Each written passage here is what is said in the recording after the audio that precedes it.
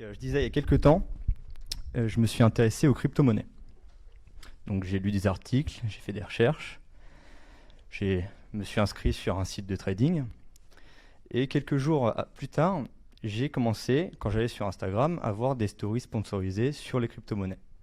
Quand j'allais sur Twitter, à voir des tweets sponsorisés sur les crypto-monnaies. Quand j'allais sur YouTube, à voir des publicités sur les crypto-monnaies.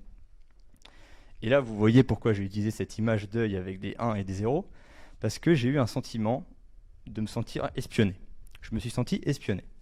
Et ce sentiment-là, en fait, il est dû aux publicités ciblées, donc qui sont des publicités adaptées à un certain profil. Et ces publicités ciblées-là sont dues aux traceurs, et les plus connus sont les cookies. Alors moi, mon but aujourd'hui, ça ne va pas être de diaboliser totalement les traceurs, ça ne va pas non plus être de faire leur éloge, mais de vous donner tous les outils nécessaires pour vous, afin que vous fassiez votre propre avis. Alors juste avant de commencer, laissez-moi vous poser juste une question. Est-ce que vous avez choisi d'être ici? Oui. Bon, c'est normal. J'ose espérer que tout le monde a choisi d'être ici ce soir. Eh bien, c'est que vous avez fait un choix, le choix de m'écouter, d'écouter un discours long et ennuyeux sur la vie privée et les cookies. Mais au moins, vous savez à quoi vous attendre et vous connaissez les conséquences de ce choix. Maintenant, quand vous allez sur Internet, est-ce que vous choisissez de partager vos données personnelles? La réponse, c'est pas vraiment oui, mais c'est pas vraiment non. C'est plus compliqué que ça. En fait, ce que vous choisissez, je me rends compte que j'ai gardé mon masque. En fait, ce que vous choisissez, c'est un service. Vous choisissez d'accéder au service que propose Internet, donc de naviguer sur des sites. Et pour accéder à ce service, vous donnez vos données personnelles. Il y a une analogie qui est très simple. C'est quand vous allez à la boulangerie le matin pour acheter une baguette de pain, vous donnez de l'argent. Vous arrivez à la boulangerie, vous donnez de l'argent, vous avez votre baguette de pain, vous êtes content, vous repartez. Maintenant, sur Internet, en fait, c'est la même chose. C'est-à-dire que quand vous allez sur Google, quand vous allez sur Internet, vous ne donnez pas de l'argent, mais vous donnez vos données personnelles. Vos données personnelles fonctionnent comme une monnaie d'échange pour accéder aux services que propose Internet. Voilà, donc moi, je ne suis pas là pour dire si c'est une bonne chose ou pas, mais c'est comme ça qu'Internet fonctionne actuellement. Et Internet fonctionne comme ça avec les traceurs et les plus connus, les cookies. Alors, qu'est-ce que c'est un cookie? C'est tout simplement un fichier texte. C'est un fichier texte qui est sur votre navigateur et qui est posé par les sites que vous consultez et qui est consultable par les sites que vous consultez. Ce fichier texte, pourquoi on l'appelle cookie? Il y a plusieurs hypothèses, on ne sait pas vraiment, mais l'hypothèse la plus probable, ça viendrait du fortune cookie en anglais, qui est ce petit gâteau avec un texte à l'intérieur qui vous explique votre futur, votre avenir, enfin, avec un petit texte encapsulé dans le gâteau. Et donc ça fonctionne tout à fait comme un cookie qui est une petite capsule de texte sur votre navigateur. Maintenant, pourquoi les cookies ont été créés? Quelle a été la première idée, quel a été le premier objectif avec la création des cookies? C'était tout simple, c'était tout simplement pour voir si vous aviez déjà visité un site ou pas. Maintenant, avec Google, on voit pas très bien les couleurs, mais c'est en bleu et en violet. Avec Google sur votre navigateur, si vous avez déjà visité le site, il est mis en violet. Et ça, c'est avec les cookies. Et c'était l'objectif principal. On a créé le cookie à la base pour ça. Et les cookies, vous pouvez vous-même aller voir sur votre navigateur ceux qui sont en cours d'utilisation.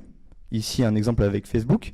Vous cliquez sur le petit cadenas à côté de l'URL et vous pouvez voir tous les cookies qui sont en cours d'utilisation, ici 11. Et en cliquant ici, vous avez la liste des dossiers avec les fichiers et vous pouvez accéder à tous les cookies. Donc c'est totalement libre d'accès. Ici, tous les cookies utilisés par Facebook actuellement sur mon ordinateur lorsque j'ai pris le screen. Le contenu est disponible ici et vous voyez que c'est 1, 0, 0, 0, 1, 5, 1, etc. etc. Donc je le lis mais je ne comprends pas ce que c'est. C'est normal, c'est généralement des identifiants. C'est lisible par les sites et les machines, mais les humains, ils n'arrivent pas forcément à faire le lien avec ce qui est marqué. Voilà, donc ça c'est juste pour vous, si vous voulez vous amuser à regarder les cookies qui sont utilisés actuellement sur votre navigateur. Maintenant, il y a certains cookies qui font polémique, je pense que vous le savez, c'est les cookies third party. Alors, il y a trois sortes de cookies. Il y a les first party qui stockent vos données type mot de passe, type panier sur Amazon, etc., qui sont limite essentielles pour le fonctionnement du site. Mais ceux qui font polémique, c'est ceux-là, c'est les third party. Et ils fonctionnent grossièrement comme ça, c'est-à-dire que c'est posé par un site B sur un site A. Et le site B a donc accès via ses cookies à ce que vous faites sur le site A. Avec un exemple, ce sera plus simple. On imagine le site publicitaire.com qui a déposé des cookies, donc third party, sur le site de commerce 1 et sur le site de commerce 2.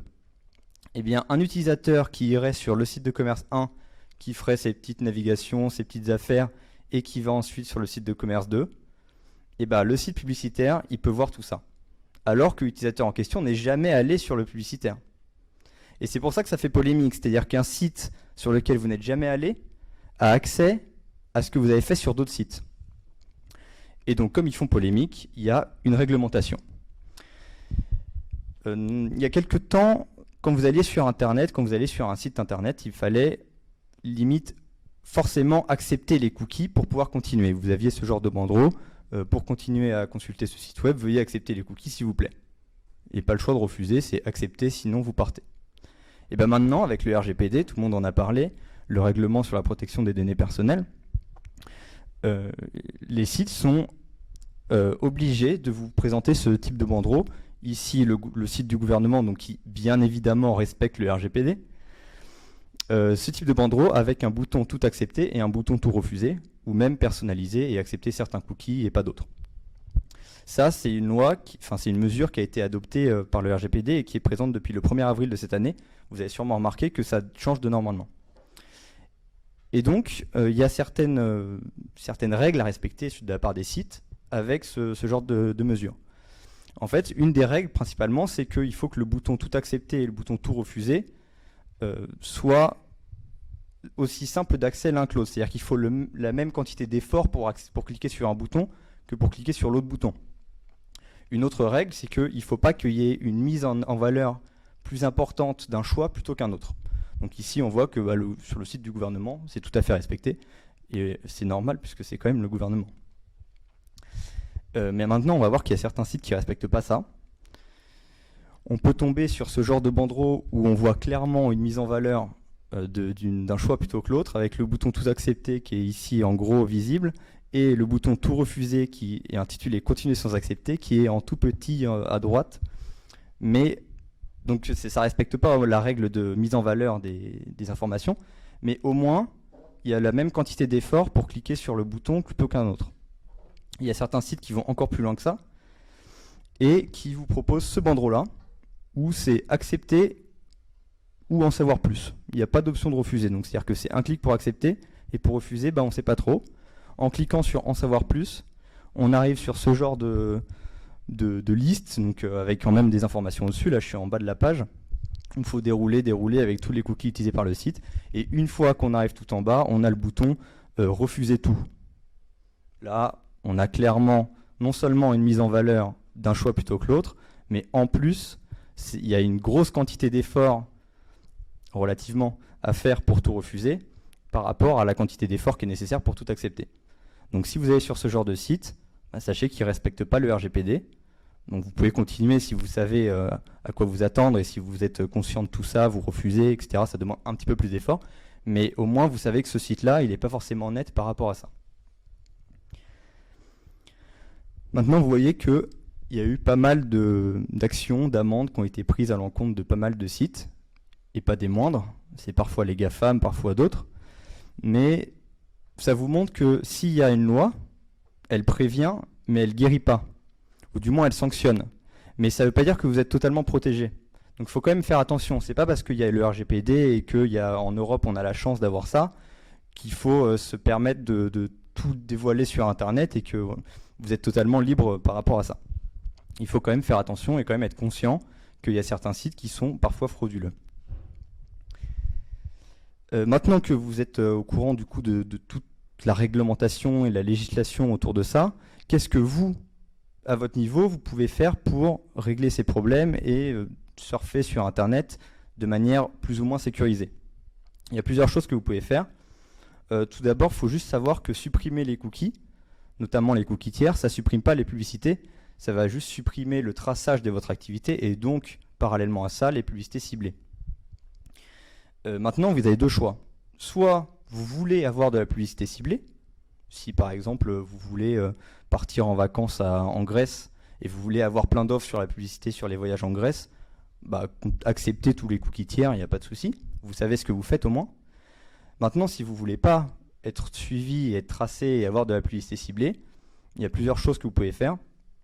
Premièrement, vous pouvez aller sur des navigateurs spécifiques qui vous permettent de paramétrer vos cookies. Donc par exemple, il y a le navigateur Safari qui permet de paramétrer, dans les paramètres, il y a une option pour supprimer tous les cookies tiers, même tous les cookies first party, donc c'est-à-dire toutes les 25 heures, il faut de nouveau rentrer toutes ces informations personnelles sur les sites, les mots de passe, les paniers, etc. Mais bon, ça commence à devenir un petit peu brutal comme solution, mais au moins elle fonctionne. Et la solution encore au-dessus, si vous êtes vraiment parano, c'est d'installer des extensions type Ghostery ou Disconnect qui vous permettent d'être littéralement invisible sur Internet. Mais ça a des conséquences néfastes, c'est que vous n'avez plus de cookies first party comme j'en ai parlé. C'est-à-dire que à chaque fois que vous allez retourner sur un site, il va falloir re-rentrer vos mots de passe, il va falloir re-rentrer votre code de carte bleue, il va falloir re-rentrer les paniers, les articles que vous avez mis dans vos paniers, etc. Mais au moins, vous n'avez plus de cookies third party, vous n'avez plus de cookies tiers, vous n'allez plus avoir de publicité ciblée, et vous allez être tranquille par rapport à ça. C'est si vous êtes vraiment parano, sinon vous savez à quoi vous attendre sur les sites, vous mettez tout refusé, et puis c'est tout. Mais il faut juste savoir un petit peu comment ça fonctionne. Et maintenant, donc, vous pouvez voir qu'il y a certains sites, donc là ici Marmiton, qui du coup ont changé par rapport à ce qui a été adopté le 1er avril, et qui demandent soit de changer d'avis et d'accepter tous les cookies, soit de s'abonner, et donc de payer monétairement avec de l'argent. Ça, c'est quelque chose qui va arriver de plus en plus si jamais les cookies disparaissent. C'est-à-dire que les cookies sont le moyen pour les sites de se rémunérer. Avec les cookies, ils vous proposent des publicités ciblées et ils récupèrent une rémunération et ils ont un salaire et ils arrivent à vivre de ça. Si on supprime les cookies, les sites reçoivent plus tellement d'argent et donc c'est pour ça qu'ils vous proposent des abonnements et donc de payer avec l'argent. Et c'est là où on se rend compte qu'en fait les cookies, c'est le moyen pour Internet d'être gratuit. En fait, grâce aux cookies, vous ne payez pas d'argent quand vous allez sur Internet. Et que sans eux, on va se retrouver potentiellement avec un Internet ou les sites où il faudra payer pour accéder à chaque site. Maintenant, les cookies ne sont pas forcément la seule solution et il y a plusieurs technologies qui pourraient les remplacer. Il y a notamment Google qui est en train de travailler sur le FLoC, qui est une technologie qui permettrait de regrouper les utilisateurs par segment, par groupe de personnes selon leur centre d'intérêt. Et cette technologie, du coup, vous permettrait d'être moins tracé puisque vous êtes affilié à un groupe de personnes et plus au cas par cas. Mais ça reste quand même de la publicité ciblée. Il y a également des entreprises comme Criteo qui sont en train de développer des intelligences artificielles pour remplacer les cookies, mais pour quand même utiliser de la publicité ciblée. Ce qui est important de retenir, c'est que la publicité ciblée permet à Internet d'être gratuit. Actuellement, on paye avec nos données personnelles. Est-ce que vous avez vraiment envie de payer avec de l'argent, avec de l'euro ou du dollar quand vous allez sur Internet ? C'est débattable. Voilà, donc tout ce qu'il faut retenir, c'est disponible en une seule phrase, c'est que les cookies, c'est pas forcément très gentil, mais au moins, Internet est gratuit.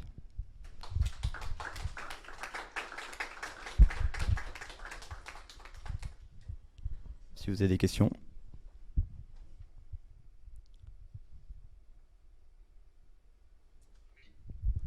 Toujours le même. Ok. Oui, le débat entre la gratuité d'Internet et effectivement le fait de payer. Un élément qui est important à prendre en compte, c'est ce qui relève des droits fondamentaux. C'est comme si on disait au niveau des droits fondamentaux, donc les droits fondamentaux, c'est intrinsèquement ce qui nous appartient. Dans ces cas-là, si on vend nos données, pourquoi ne pas vendre un doigt, une main, une jambe, je ne sais pas, un poumon, pour pouvoir accéder à Internet? C'est aussi un autre moyen de paiement. Nos données personnelles, quand on fait un état des lieux avec ce qui s'est passé à un moment avec Le Monde, où il y a eu effectivement une question qui est posée, Le Monde estime que nos données, nom, prénom, adresse, etc., sont équivalents à 40 pour, si on les donne, et je parle bien de données, on les perd. La société en fait ce qu'elle veut. Ne faut-il pas, dans ces cas-là, plutôt parler de leasing? On donne accès à la société durant un laps de temps déterminé, 3 mois, 6 mois, 1 an, et passé ce délai, la société a obligation de rétribuer de nouveau la personne pour ses données, sinon elle n'y a plus accès. Je rappelle, ça reste des droits fondamentaux, à contrario du modèle américain, où il n'y a pas de données à caractère personnel, hormis en Californie, et où les données à caractère personnel relèvent de la consommation. Par contre, l'élément qui est important à prendre en compte, une sanction au niveau du GPD, c'est 4% du chiffre d'affaires mondial de l'exercice précédent. Aux États-Unis, un manquement lié à la sécurité des données ou à l'utilisation des données non réglementaires, c'est 10% du chiffre d'affaires mondial de l'exercice précédent. Voilà. Alors, effectivement, le fait de pouvoir changer d'avis et de pouvoir dire que les données personnelles qu'on donne au site, on veut pouvoir les récupérer à un certain moment et on veut pas que ce soit sur Internet et qu'on puisse plus jamais y toucher. Ça, c'est aussi quelque chose qui est pris en compte par le RGPD. C'est-à-dire que normalement, sur les sites que vous consultez, vous avez une option qui est obligatoire. Vous devez avoir une page, un onglet pour pouvoir modifier votre avis, changer d'avis et changer ce que vous avez indiqué. Ça, c'est aussi quelque chose qui a été mis dans le RGPD et qui est obligatoire sur les sites. Et par rapport au fait de payer avec des membres du corps, heureusement que c'est pas le cas, mais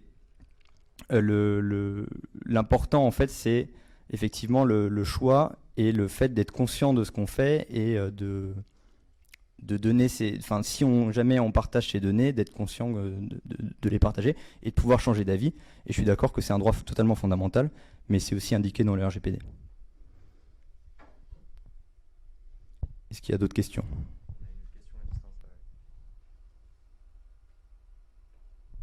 Vous pouvez poser votre question.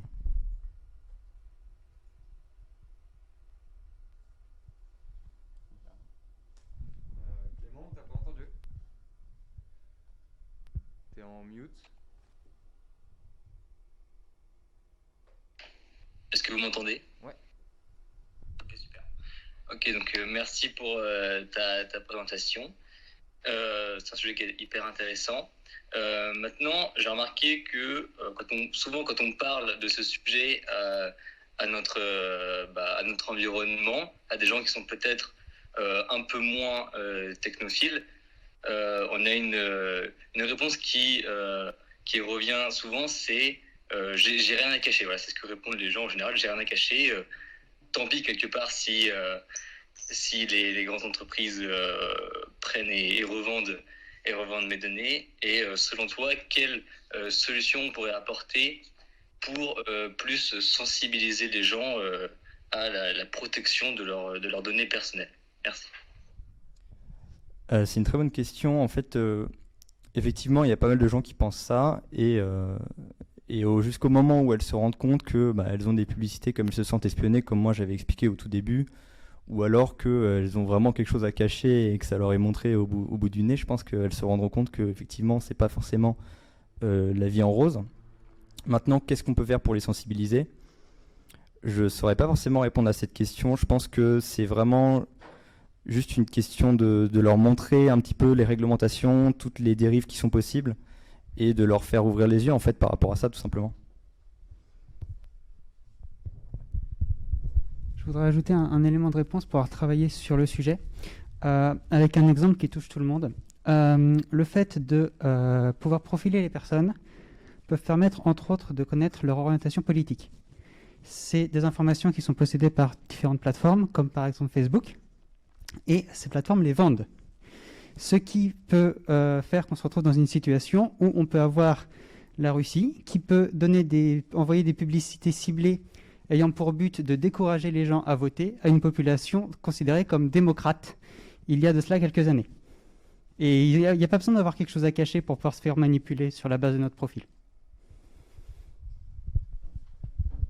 C'est tout à fait juste, et c'est pour ça justement qu'il y a les options de Ghostery, Disconnect, supprimer les cookies qui sont dangereux, etc. Et que les personnes qui veulent être tranquilles par rapport à ça peuvent adopter ces mesures-là. Maintenant, c'est vrai que la majorité des gens n'ont pas forcément conscience de ça et sont profilés par des intelligences artificielles via les cookies, etc. Et c'est un gros problème. Et justement, Facebook, Google, etc., les entreprises comme ça, les GAFAM, les grandes entreprises, c'est pour ça qu'elles ont des amendes via le RGPD. Mais comme je l'ai dit, la loi protège, surveille, mais ne prévient pas. Et je voulais juste rajouter au niveau de vos données que, en fait, si vous décidez de ne pas les protéger, quelqu'un peut à tout moment toutes les avoir, savoir qui vous êtes, décider d'usurper votre identité. Ce genre de choses, ça arrive facilement. Savoir par exemple que vous avez décidé de prendre des vacances aux États-Unis et ensuite envoyer un message en disant oui, je suis François, j'ai pris des vacances aux États-Unis la semaine dernière, donc tu sais que c'est moi parce qu'il n'y a que moi qui sais que j'ai pris des vacances. Là, c'est la fraude à l'identité, ce genre de choses. C'est aussi la fraude au président. Faites attention à ça. Voilà, c'était pas une question, mais c'est une remarque très juste aussi. Donc, merci Edignan.